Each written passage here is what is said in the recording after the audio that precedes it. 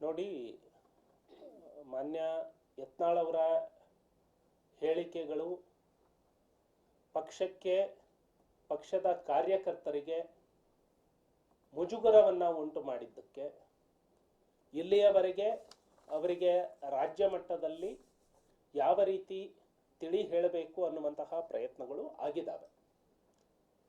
ಇನ್ನು ಇದು ಅವರ ವಿರುದ್ಧ ಇಲ್ಲಿಯವರೆಗೆ ವರದಿಯನ್ನು ಕಳಿಸಿರಲಿಲ್ಲ.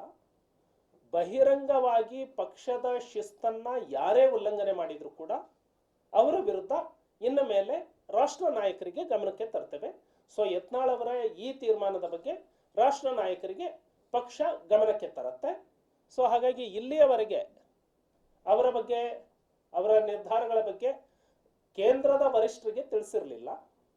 ಇಲ್ಲಿಯವರೆಗೆ ರಾಜ್ಯದ ಹಂತದಲ್ಲಿಯೇ ಅದನ್ನು ಸರಿಪಡಿಸಿಕೊಳ್ಳುವಂತಹ ಪ್ರಯತ್ನವನ್ನು ಮಾಡಲಾಯಿತು. ಆದರೆ ಅದನ್ನು ಅವರು ಒಪ್ಕೊಳ್ಳಿಲ್ಲ. ಪಕ್ಷದಲ್ಲಿ ಪಕ್ಷದ ತೀರ್ಮಾನಗಳು ಇರ್ತವೆ. ಪಕ್ಷ ಯಾರದ್ದೋ ವೈಯಕ್ತಿಕ ಹಿತಾಸಕ್ತಿಗಳನ್ನು ಈಡೇರಿಸಿಕೊಳ್ಳಿಕ್ಕೆ, ವೈಯಕ್ತಿಕ ಯಾವುದೋ ಹಿಡನ್ ಅಜೆಂಡಾಗಳನ್ನು ಈಡೇರಿಸಿಕೊಳ್ಳಿಕ್ಕೆ ಪಕ್ಷ ವೇದಿಕೆ ಆಗೋದಕ್ಕೆ ಅವಕಾಶ ಇಲ್ಲ. ಇಲ್ಲಿಯವರೆಗೆ ಯತ್ನಾಳ್ ಅವರಿಗೆ ರಾಜ್ಯದ ಮುಖಂಡರು ಸರಿಪಡಿಸುವಂತಹ ಪ್ರಯತ್ನವನ್ನು ಮಾಡಿದ್ರು. ಈಗ ಬಹಿರಂಗವಾಗಿ ಅವರು ಪಕ್ಷದ ನಿಯಮಗಳನ್ನು ಮೀರಿ ಹೋಗ್ತಾರೆ ಅಂತ ಹೇಳಿದ್ರೆ ಅವರ ವಿರುದ್ಧ ರಾಷ್ಟ್ರೀಯ ನಾಯಕರಿಗೆ ವರದಿಯನ್ನು ಭಾರತೀಯ ಜನತಾ ಪಕ್ಷ ಸಲ್ಲಿಸುತ್ತೆ.